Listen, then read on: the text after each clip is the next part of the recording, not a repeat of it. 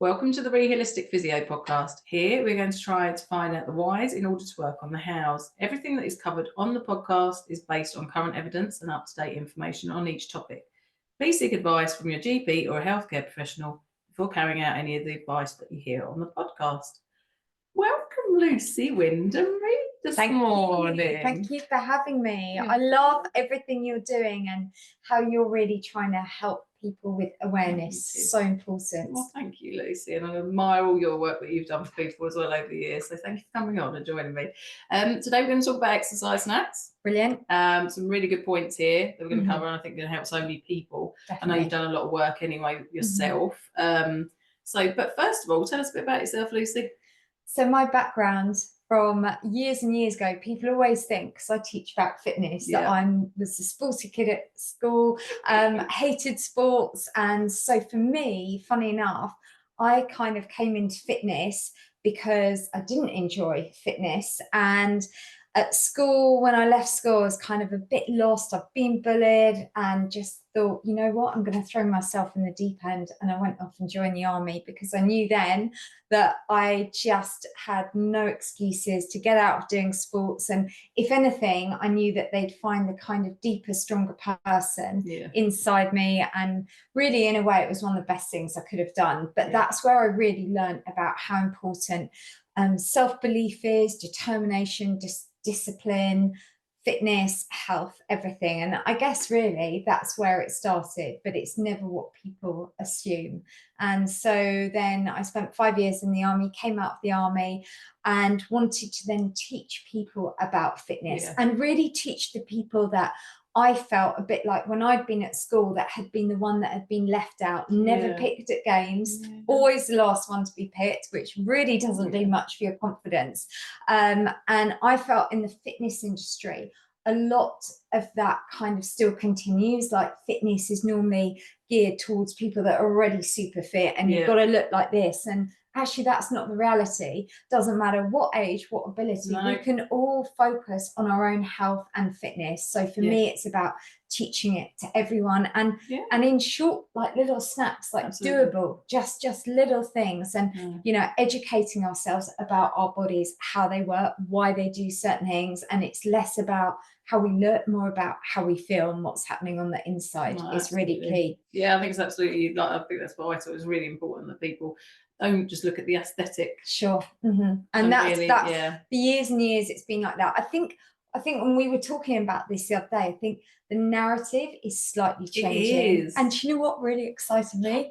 Shall I tell you? Even the those awful kind of, like, I can't think what they are, but reality in America, these big you know who I mean without saying, that have kind of this done, that lifted, but now they're starting to focus on health and having health scans, which, so for once you just think, actually, that's them perhaps talking about something that is more interesting. They're looking at what's happening with their heart health, their lung health, their bone health, instead of just all the other stuff. So that's where it's a little bit exciting that, you know, things are turning. You can see the tides changing, can't you, a little bit? And I think that's where I'm quite passionate about it as well. You know, being someone that's never aesthetically looked exactly, or the sort of frame. Oh, thank you, as are you, Lucy. Thank you. But you know, I went through my own things at school as well. But I think I love it because I've always been health focused from the inside, and beauty from the inside. And that's what you try and teach your kids. My daughter's the same. Try and teach her, like, be a nice person. You know, just be healthy for you. Eat the right things, just to make you feel better.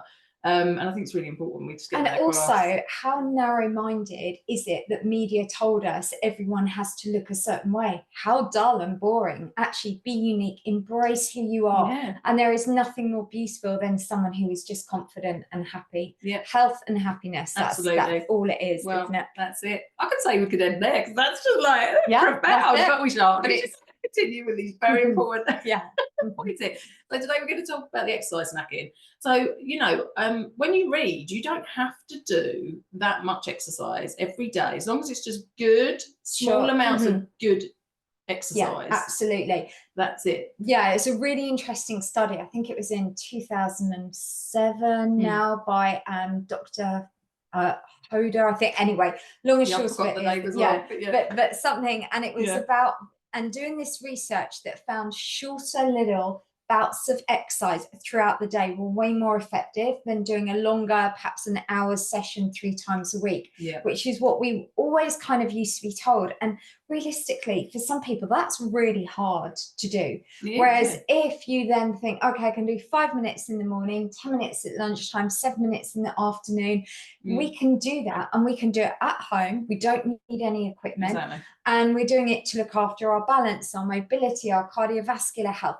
Then the narrative of it all changes. Then we realize these are little kind of prescription bite-sized exercises that we can do for our future health, how we're going to be stronger later in life, and also how we feel right here and right now. And of course, the other great thing, doing those shorter exercises is also really good to help manage your blood sugar levels, your energy levels, just to keep you kind of like fired up, because life now, let's be honest, is so sedentary. Everything, we're really designed to be seated. Everything, we can order breakfast to come from a moped. We don't even have to get out of bed. We can literally do everything. So it's crazy how in a way this modern world is kind of killing us as people. We've got to kind of go back to how it used to be. Absolutely. And so doing those shorter exercises are doable, and it's about making it a habit, because we don't want to just do it and go, okay, 3 weeks, let's do it 3 weeks, and after 3 weeks we stop. This needs to be like a lifelong, isn't it? Long term. So first of all, we're just going to break down some of the exercises really into sort of key components. So first one we're talking about is balance. So obviously balance is quite a massive, huge area, isn't it, really? Because it involves your eyesight, your inner ear system or your vestibular system, proprioception from like muscles, joints, tendons. And it's important that we kind of keep our balance in order to keep well on our feet, and mobilizing as well as we can, and getting out and doing some of those exercises. I mean, you can exercise in sitting as well, we must add, you know, it's for anyone really, so you can do it sitting, standing. But balance, tell us about some of the balance stuff that you've kind of come up with. And I think you're so right. You know, balance is something we perhaps really take for granted, and it's like, excuse my tummy is really rumbling now. Can you hear that? Oh my god, I'm so over on audio probably. I was like, and now it started, it's not gonna stop, so there we are. There's no thunder. It's just a hungry tummy. Going back to balance, it's something that we don't want to start working on it when we've lost our balance. It's actually everyone, wherever you are, whatever age, start working on your balance. You know, constantly train it, challenge it. Yeah, absolutely. And you know, as you said, it's more than just, can I stand on one leg? There are so many other aspects to it, but you know, we need it for day-to-day life to help prevent us falling, for us to be able to reach something, whatever it is. It's that going back to that functional training. And some really good kind of just little balance exercise snacks that you could do would be, depending on how good you are with your balance, do it if you are standing, then do it standing, do it with one hand on a wall to start with, but just get used to just lifting one foot off the floor and just, you know, hold that for a few seconds, place it down, then again do it on the other leg, and just as often as you can. And a really good thing when you're perhaps brushing your teeth, or if you're on the phone, just get used to standing on one leg if you're in the, I don't know, supermarket and something like that. I mean, just very subtle, it doesn't have to be a lot. And of course, the other thing, and actually as you said, and this is where I think you're absolutely brilliant, you're so right. If there might be some people that have limited mobility that can't stand, but balance is still really important to them. So a good balance exercise that they could do you think would be like, just engage your core? You know, work that deep transverse abdominis muscle. Do that by pulling your belly button in tight to your spine. And that's going to instantly really help realign you and make you stronger and give you better grounding. So it's just thinking about, how can I do a balance exercise snack every day? Just find something. Exactly. And I think it's really important when we tie it into like people that you say quite sedentary, you know, might have working from home or whatever, on the phone a lot. they could do it while they're on the phone standing.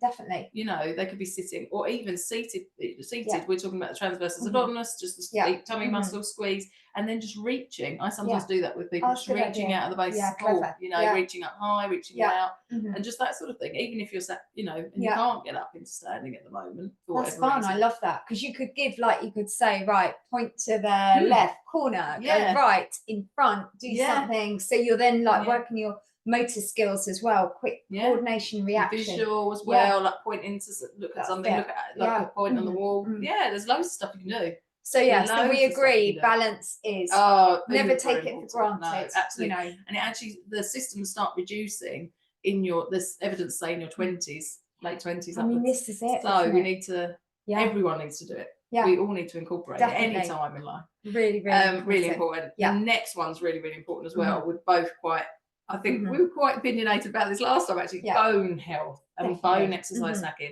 So like, it's really important to say that I know some people, you know, might have osteopenia or osteoporosis, which is the bone density reduction or brittling of bones, as you might know it.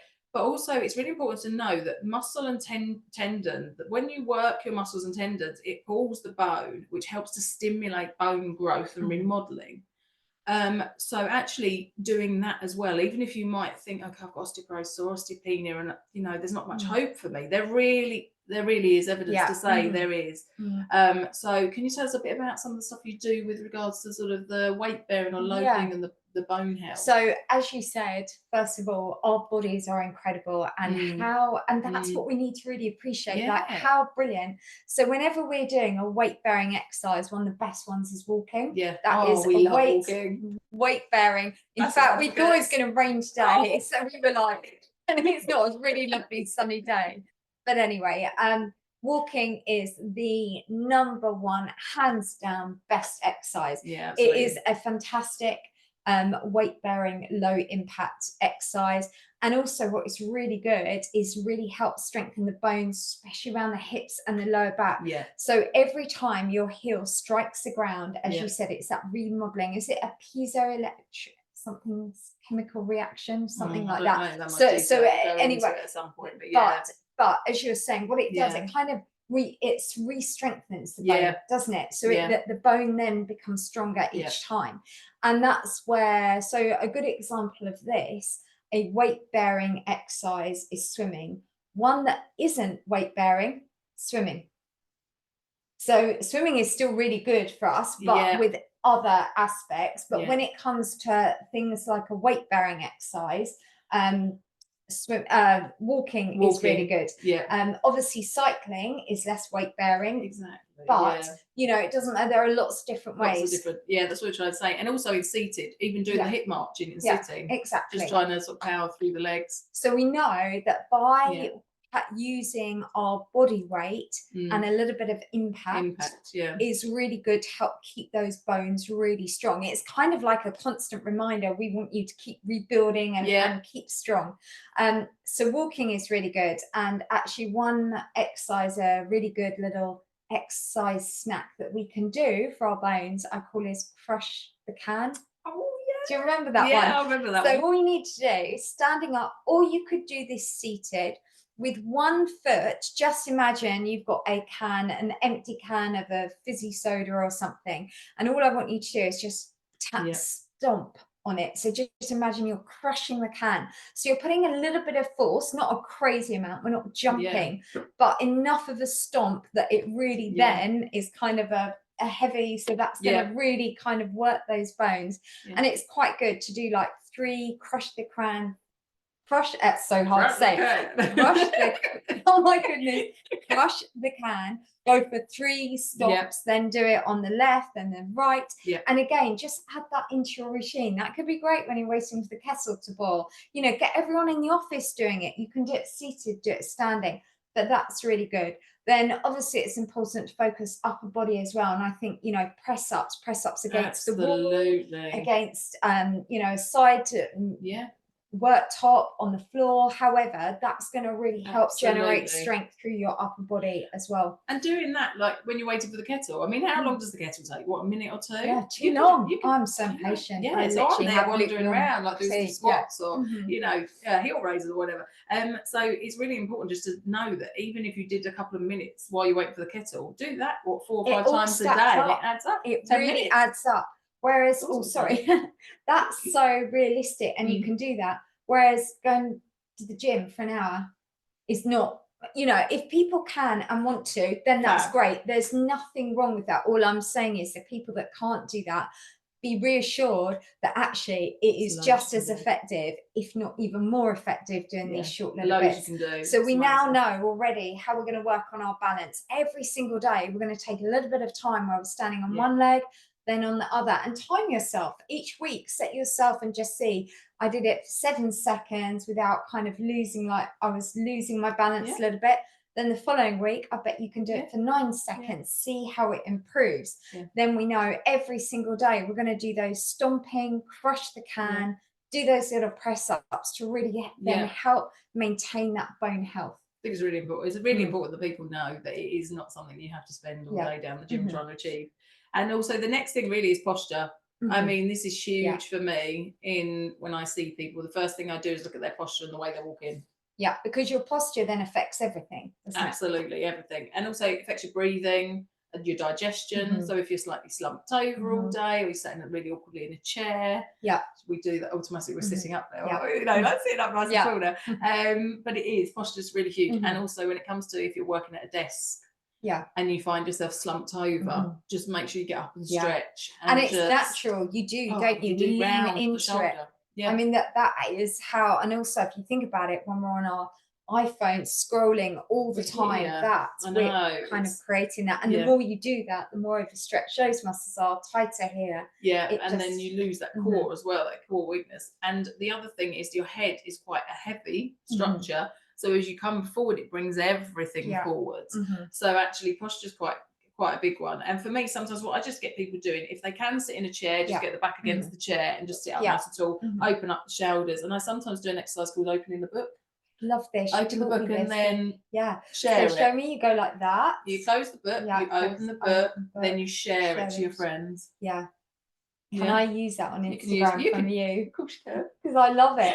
It's so clever. Sharing the book. Because it's a really good visual, isn't it? Instead of you just saying, have your arms in front and open up, you know what you're doing. So you've got the book, you've opened it up. It's really, it's brilliant. Yeah, so that's one of mine that I sometimes teach, standing or sitting with people, either been sitting in the chair, standing against the wall, back against the wall, trying to stand nice and tall, chin tuck, and then just lengthen from the head up. So from the back of the head, like you're pulling a piece of string. But yeah, it's really important. And the way the muscles anatomically sit in the body, we're anatomically better. The muscles function better when you're standing or you're sitting nicely in the right position. Right. Yeah. Makes sense, doesn't it? Because that's where everything is designed to be aligned. So if we're a bit kind of skew-if, then everything is gonna, and you're compressing on different organs, stuff like that. So it's really just important for general health posture. Anything else you want to add to that, Lucy? Yeah, absolutely. I've got a really good. So I love that the book one is the best. I've got it's so good. So the other thing that's a really good one to do is what I call the ice cube posture. So for this is really good if someone is perhaps on a computer a lot. And all you need to do is just imagine I've just dropped an ice cube down your back, and instantly you kind of lift your chest, you pull your shoulders back. So again, it's a bit like opening the book and sharing the book. It's having that visualization, and it just, you then just readdress your posture. So what I suggest people to do is get like a little yellow post-it note and just write the word ice cube, stick it on the corner of your computer, stick it in the wherever you spend a lot of time. So whenever you kind of see that little ice cube, you just pull it back instantly. So that's really good. And the more you do it, the more naturally you are in that position. Then the better your posture. And you know, posture makes us look really elegant, makes us look confident as well, doesn't it? And you know, just kind of more approachable. But as you said, better than that, it's good for your breathing, your digestion. You know, we're just kind of realigning the body. Yeah, So and it's really, really important actually, because I see a lot of people that have had years of changes where they've leant a certain way because of using the mouse on one side or the phone in one ear, or and you actually changes all the way up through the body. So if anyone's listened to Julian Baker's one this week, which is the upper body strength, which actually is all upper body strength, means basically from neck all the way down your back, pretty much, because everything's so interconnected. So that actually you'll get shortening, not just in your neck where you're holding the phone to your ear, you'll get it all the way down, potentially all the way down your spine, into your lower back, into your glutes. So it's kind of really, again, the posture snack is something, focus on doing that every day. Open up that book and share that book, isn't it? Yeah. And you can also add it in your exercises for balance, because you can put your sticker notes up there and be like, reach and do your ice cube, reach and do your open book. So you've done your balance. I know, how nice is that?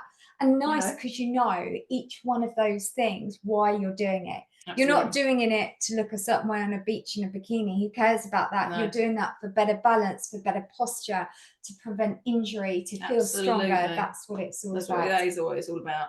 And the next one we're talking about is mobility. So mobility exercise snack. Yeah. Okay, so mobility, again, is something that is equally as important, isn't it? So I think for mobility, for me, actually one of the best ways for mobility is walking. I think walking is just, you know, hands down. It's literally one of, as said, it's the most, also if you think about it, it's the most natural exercise. It's the first thing we're kind of like born to do. But if someone perhaps has limited mobility, walking isn't easy. A really good mobility one is just imagine you're swimming, do something with the arms. I like that one.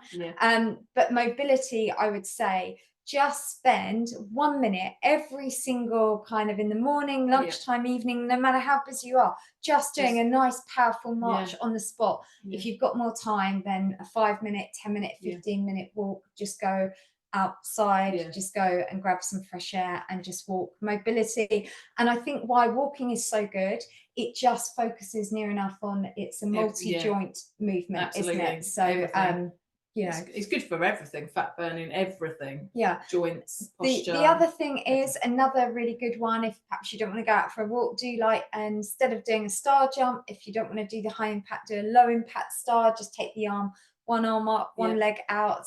And just do that again. Just think, have your little tick list. Have you done your balance? Have you done your bone? Have you done your posture? Have it, and then add in your mobility. You know, and also let's be honest, if you are a Strictly Come Dancing fan, put on some music, just do some crazy dancing. I'm not. You won't get me doing that. Have you watched me in the kitchen? Really? Well, there you are, kitchen dancing. That's great for mobility. You know what? Absolutely. In all fairness, you know, we kind of joke about it, but if you think about it, exercise is simply moving your body, and you've got to do it in a way that you enjoy it, that's going to be doable. So what would your tune be? My tune, oh my goodness. Oh my goodness, that's a really hard one. I absolutely love, as everyone knows now, my guilty pleasure is The Script. Oh, okay, I like that. Do you know The Script? Yeah.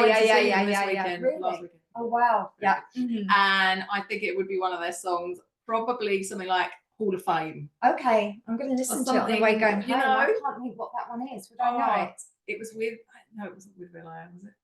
Standing in the Hall of Fame. Oh yeah, lovely. Or something like I've got to be honest. Like I think, and anyone else listening out there, because everyone knows, unfortunately, I lost my dad last year. But walking is a massive one. I found for grief. Yeah, definitely. I put on my music and I will literally just reflect on the day, on the year, and just being out in nature. With that as well, definitely. And I think that's quite humbling to be outside with nature, actually. And I know it's not the great time of year because it is a struggle sometimes in the evenings. But you know, if you've got time in the day, or say you work from home, or maybe you have a lunch break at work, just go out and spend 5 minutes walking. And the great thing is you don't have to do it for long, but the minute you get out there, you want to stay out for longer anyway, don't you? I end up going miles. Walking is the best. I'm with you. So that's amazing. Whatever mobility you can do, though, because obviously everyone's a bit different depending on their needs. But if you can just build it in like a minute, a minute of time around the garden, even start with, or something. Next one, core core. Oh, the good old Yeah. core exercises. Well, So important. It is, isn't it? So the core is kind of your anchor of everything, Yes. isn't it? If you've got a strong core, then you're helping everything else. Exactly. And actually, we touched on this earlier on about helping for balance. So one of the best exercises, and wherever you are listening to this, you can do this with us right now, is just sit with good posture, sit nice and tall or stand tall, and then just place your finger by your belly button and have your other hand just behind on the lower back. And then all you need to do is now just pull your belly button in tight to your spine and just hold that for about 5 to 10 seconds, tight as you can. You can still be breathing, and then just release. So what we're doing there is, so the transverse abdominis, that deepest abdominal muscle, is like a fibrous band. There's no start or end to it. And that's your deepest core muscle. And by strengthening that, I always say, actually, it's quite a good analogy, this. If you imagine a tubey grip, you know, like one of those bandages for support. So say we've got it around our leg, but it's loose and baggy, it's going to do no good at all. It's absolutely pointless. Whereas if that tubey grip was to fit really well and really tight and snug, then that's going to support that joint. So that's a bit what we're doing with that muscle. If we're not working that muscle, it's doing nothing. Whereas if we every day we just focus on doing that several times throughout the day, it's going to make it stronger. The tighter it is, the more it's supporting the body. So that is actually one thing that I've got to be honest, in my previous work history, I've worked here a lot in neurology and stroke, and that is one of the key exercises I use for people that start to try and gain sitting balance. Right. Yeah. So if you just imagine someone that can't even get up into sitting. Yeah. That is one of the things I start with, and then gentle leg movements. But so, you know, it's so easy. This you can do it everywhere. You can do it on your commute. You can do it driving, because all you're doing, you're not actually, all you're doing is you're just engaging. No one would even know, really. That's it. It's that along with your posture work. Don't tell anyone. The secret abdominal exercise. Told everyone.